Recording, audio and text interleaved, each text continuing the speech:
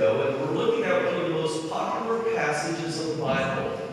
Not only is this a popular passage of the Bible, but it's one of the most popular passages of all literature.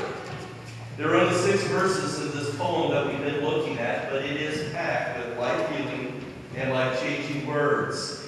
It has been said that every need that a person will ever have is addressed in this particular chapter of the Bible.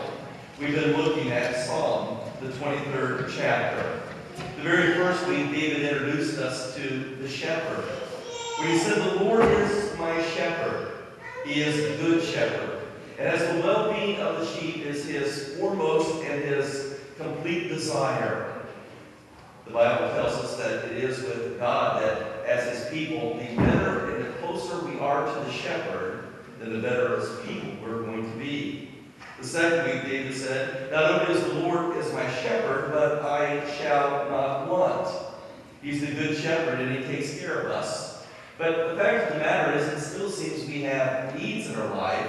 But what David is saying is that if God is my shepherd, then he is all that I will ever need. He will take care of me. Then last week it said that he makes me lie down in green pastures. We said that the green pastures represent to both the sheep and people a peace, a contentment, a fulfillment, a joy. The closer the sheep and the people are to their shepherd, the more fulfillments they'll have in life. This week he leads us beside quiet waters. When I was in junior high, I had a next-door neighbor that was kind of a seasoned Marine-type person who had lived his life and been all over the place and had all kinds of stories for us and the kids in the neighborhood. And what we would do is we'd go over and we'd spend time with Melvin. And Melvin just had stories and did all kinds of things. I remember one time he went out to buy some chickens. Now, we lived in a city where everybody had like an acre lot, but he was going to buy some chickens, and he wanted to know if each one of the kids wanted to buy a chicken as well. What was unique about these chickens were they laid colored eggs. Never heard of a chicken that laid colored eggs, so hey, what 13-year-old doesn't want a chicken that's going to lay a red egg? So we all loaded up into his car, we went to the country. My chicken laid a blue egg, and my next door neighbor's chicken laid a red egg, and we had a green egg-laying chicken and a yellow chicken. And you're thinking to yourself, I don't know if this is true. No, we really had chickens that laid colored eggs. You can look up on the internet, they really did. We went over to Melvin's, it was a cool place to go because he taught us all kinds of things, and we had chickens that laid colored eggs. Well, one day he told us, he said, "Get your 5-gallon bucket," because he said, "We're going to go to the country," and he said, "We're going to go to a spring, and we're going to get spring water." Now, this was the day before you went and bought bottled water at the grocery store, and really, a 13-year-old doesn't know too much about spring water, but we were along for the adventure. Melvin never let us down before, and we were sure that he wasn't going to let us down this time. We loaded up into the car, we got our 5-gallon buckets, we put them in the trunk of the car, and off to the country we went. Off the highway, onto this little country road, on the beaten road, onto this kind of dirt path, and then the car came to a stop. And then we got out and we got our buckets out of the trunk, and I said, "Well, where is this spring?" And I'm just trying to picture going to a spring with our water and our buckets and getting this water and dipping it out.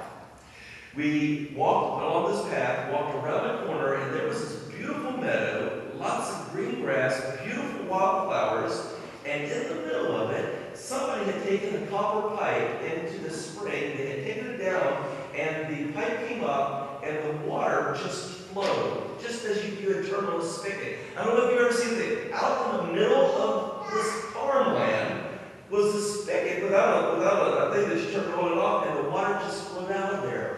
Well, by the time we got there, it was an extremely hot day, and Melvin told us, he says, "Now, cup your hands and drink the water."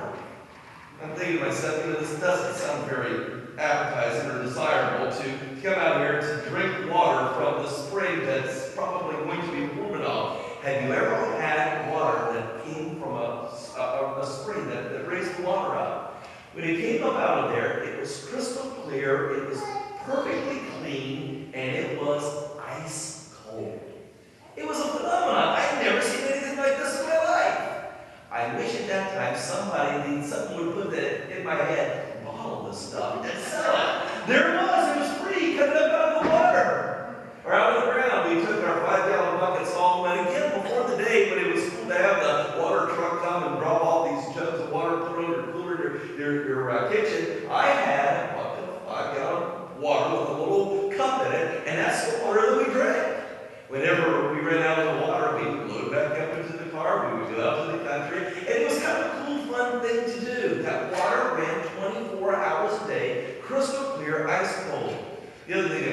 about it was sometimes we'd get there and other families would be there with their buckets, with their kids. People would be laying in the grass underneath the trees. They would be getting their water out. The kids would be running around in the water. It was a Norman Rockwell setting type picture.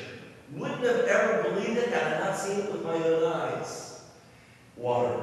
There's something about water that it represents life and people are drawn toward it.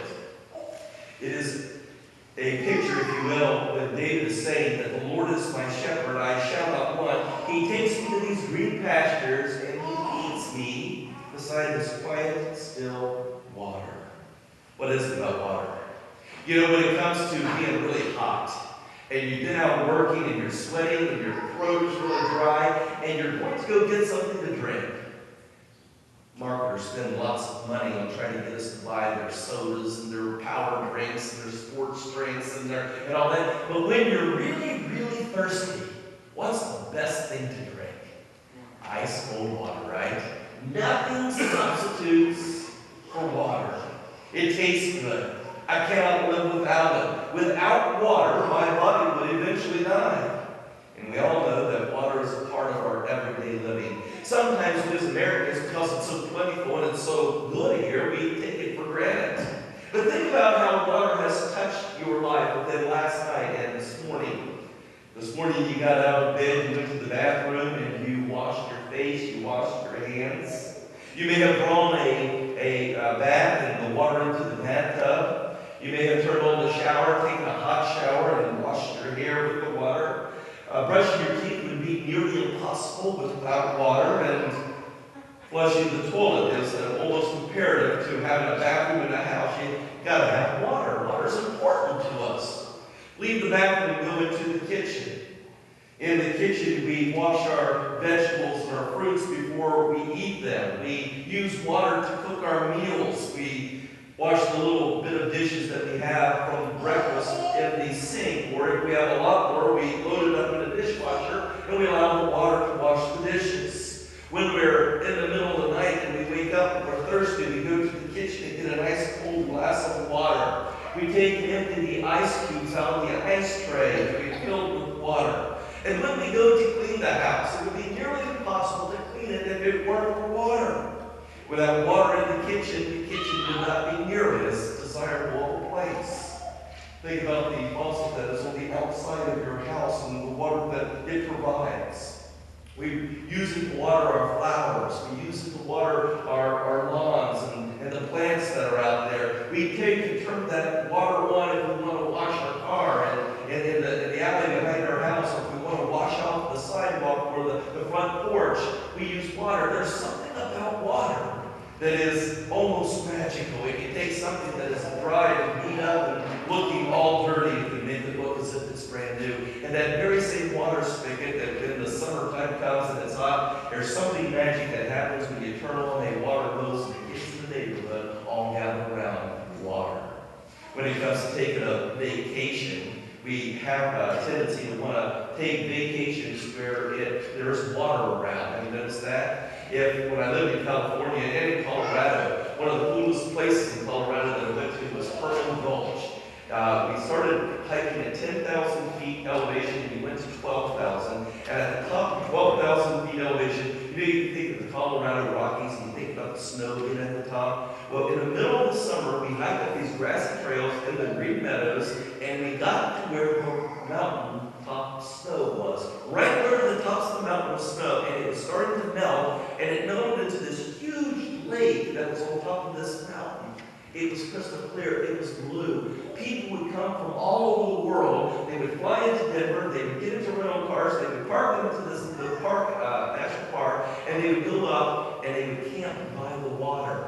Snow Mountain as it was dripping into it. Ice cold, crystal clear, and you can drink it. In the summertime, where do we like to go? We like to go to the ocean. There's something about water that pulls us, possibly because we are made up 70% water. It's hard to believe that 70% of water is standing in front of you right now. That 125 pounds of water is here. You see what it is about water? We are made of water, we are drawn to water, and in water we find life. When I was in college, my college professor brought in a glass of water one day and he set it on the counter and he said to us, he said, "What is this glass of water worth to you?" Everybody in the class kind of sat around and we kind of looked and said, "Well, not really worth much." He said, "What would you pay me right now for this water?" And everybody kind of looked around. Finally, one of the kids in the class said, "I'll give you a quarter for it." And the professor said, "You're saying that this glass of water is worth 25 cents? He said, "No, I'm not even saying it's worth that, but I've got 25 cents in my pocket, and I thought maybe to check you up if I gave you a quarter." He said, "Well, really now, what is a glass of water worth?" And then he said, "I guess that depends on who you ask." He said, "In America, it's really not worth too much because it's so plentiful, it's so free, that even the poorest of the poor people have access to water. We can get water." But he said, if you're asking a American Indian in India where they tan leather and the big companies allow the contamination to go into the groundwater, contaminating their drinking water, he says the water is so bad there that it has a putrid smell, and that when you get in it, it stings your body like an insect bite.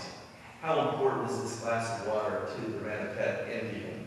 He said, how important would be this glass of water to a soul survivor who's just survived a crash in the Sahara Desert, where the temperatures are 120 degrees and he is the only person there, and there is water only every few 10, 15 miles apart.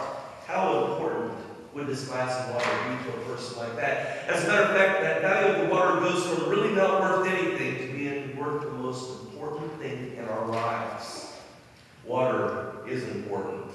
Like I said, 70% of our bodies is water. That 2.5 quarts of water are in our blood. That there are 30 quarts of water in the cells of our body running through our cells and going to our muscles. We are comprised of water. We are drawn to water. Water is important to my diet. I can go 30 days without food. The scientists tell us that we can go only about a day to 3 to 4 days at the max without water. The point is, besides oxygen, water is the most important thing in our life. David says when he's talking about the sheep, he says, "The Lord is my shepherd. Because of that, I have nothing that I will ever want. He will take care of it for me. He leads me into the green pastures. He leads me beside the still, quiet waters." Water is not only important to us as people, but it's important to sheep.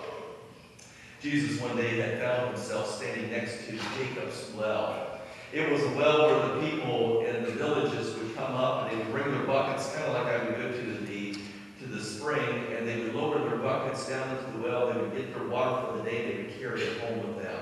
And every day, people would come, get their water, take it home. Now, the ones that were more the people rejected in society and not as acceptable, they wouldn't come while everybody else was before the sun came. They would come after everybody had left, when they wouldn't run into people, when they could sneak in and they could get the water and they could go away. Well, one day Jesus finds himself at that well in the middle of the afternoon, and there's a Samaritan woman that comes walking up to him to get her water. It's awkward for her because Samaritans were not liked. As a matter of fact, they were considered despicable people because they were mixed race, and they were looked down upon by the Jewish people. That you did not talk or associate with the Samaritan. You remember the story of the Good Samaritan in the Bible? What made that story so incredible was that the Jew went over and got, or the Samaritan went over and got the Jew out of the ditch, because the Jew would never have done that to the Samaritan. They were a mixed race. They were shunned. People didn't want anything to do with them. Jews did not associate with Samaritans. Jews did not talk to women in public. They didn't have Jewish women in public then, and they most certainly wouldn't talk to a Samaritan woman in public.